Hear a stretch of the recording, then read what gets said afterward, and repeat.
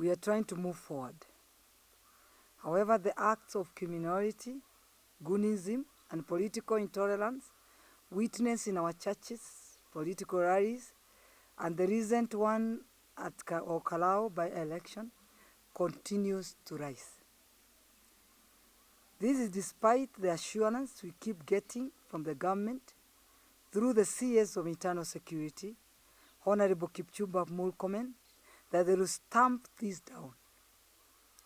As a senator for Nakuru County, and my Nakuru residents have kept on pointing out that criminality, goonism, and political intolerance in Nakuru County is becoming worse day by day. And now it has turned out that this goonism and political intolerance that took place in Okalau was organized in hotels here in Nakuru by the same people that we have been complaining about. I urge the CS of Internal Security, Honorable Murkomen, and the IG, Mr. Douglas Kaja, to be honest and truthful to the Kenyans, that they serve and arrest these criminals once and for all, because they are well known to the people. CS of Internal Security, Honorable Kipchumba Murkomen, you have been claiming that you have been looking for these criminals all this time round. But fortunately, these criminals have been unmasked in broad daylight in the Okalau by-election saga, and they are now well known to the public. Now you cannot address the Kenyans and claim that you are still looking for these criminals while they are in the public domain. Bwana CS Kipchumba Murkomen and Bwana IG Douglas Kaja, please note that failure to arrest these criminals and arraign them in court with immediate effect will leave the public with no option but to believe that those responsible to deal with these criminals are either part of it or have turned a blind eye to it. As a senator for Nakuru County and the deputy majority leader of the Senate, I condemn the voter bribery. It is a shame that the members of parliament who are given the mandate to mobilize the people and campaign for the UDA party candidate in the Okalau by-election, instead of persuasion and strategy, they opted to voter bribery. They shamelessly opted to ferry goons from far and wide that caused injuries and deaths to the very people they were supposed to persuade and vote for UDA candidate. Remove all these clueless leaders from your circles, because going forward, it will be very hard for anyone to vie using UDA party. They were given some mandates to go there and campaign for the UDA candidate. But instead of going to do to play that mandate, they went there with a lot of intimidation, a lot of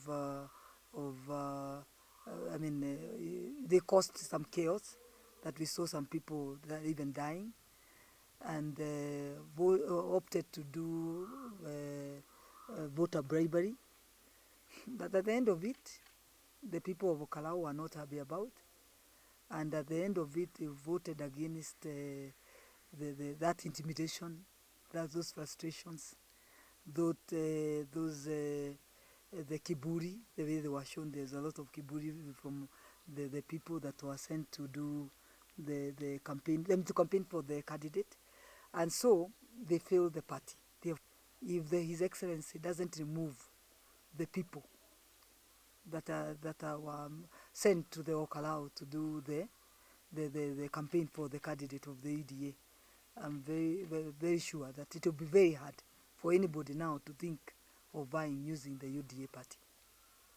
That is very wrong. That's very criminal, because we know there is freedom of speech, there is freedom of the journalists. So meaning harassing them, that is misuse of power and going against the law. That instead of letting the people do their work, because in any election we need media, and it's as if they are thinking that we can do without the media.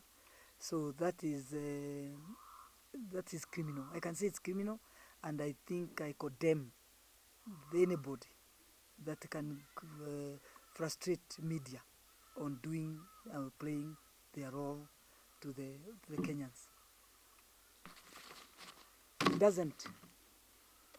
With the IG Kaja, if they don't arrest these criminals and the goons that now have been unmasked in the by-election, or Kalau by-election, now we can claim, and I mean we can now say that he has failed, and to me, he will be doing injustice to the Kenyans, and I think he should resign. Yes, for internal security, Kipchumba Murkomen have been saying that he's been looking for these people, because we've seen this goonism, which is a very bad thing happening to our country, and we witnessed this in the churches, in political rallies. And since he's been saying that he's been looking for them, now they've been unmasked at that Kalau by-election, because we know the cars, the number plates of those cars, we know the owners. We saw the headlines in the newspaper, who the owners of these cars are. We've seen people like the MP for Nakuru Gekaria lying to the people of Kenya that you can go to do election now, or you can go vote without having an ID. So these people now have been unmasked. So I don't think there is anything else. Now he can face Kenyans and tell them that he's looking for these criminals. In fact, I think Kenyans are demanding those people to be arrested. I know the president is working very hard to ensure that we have that conducive environment to do business in this country. So if we continue this way, we will see the investment of this country, our economy, going down every day. And then we still continue that way, this goonism and that criminals, we will see this country going to anarchy, which I don't think anybody would love to watch and see that. I don't think UDA has a problem as a party itself. It is the people, some of the people in the party. They feel as if they are the owners of that party. And in that kiburi, they will even discouraging people joining the party. And even the ones who are inside, they will think twice whether they will use the same party to vie. Because there's a casaco of people who believe. I don't know, they're the ones who started that party. So they keep on messing with that party. And you remember it was one of the biggest party in this country. I still believe it still remains the biggest party as we speak. But how far can we go with it if at all we continue some of our people misbehaving shamelessly the way we saw them misbehaving at Kalau? Instead of, then you go in broad daylight with the cars branded, hooded goons, and then start terrorizing Kenyans, the people who are just waking up to go and need their democratic rights to elect their leader, harassing them.